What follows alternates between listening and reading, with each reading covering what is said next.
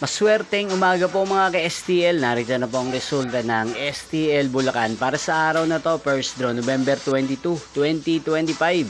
Araw ng Sabado. Naway ang mga natayan nyo pong mga numero kanina ay manalo nawa ngayong umagang ito, 11 AM. Kaya kunin nyo na po ang inyong mga ticket. Narito na po ang resulta.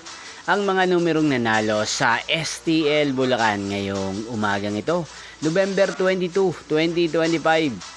11 AM. First draw result 27 at 8 in exact order. Again, 27 at 8. At ngayong umagang ito sa STL Bulacan, atin pong i-shoutout si Kuya Richard ng Bulacan na nanonood po sa channel na to.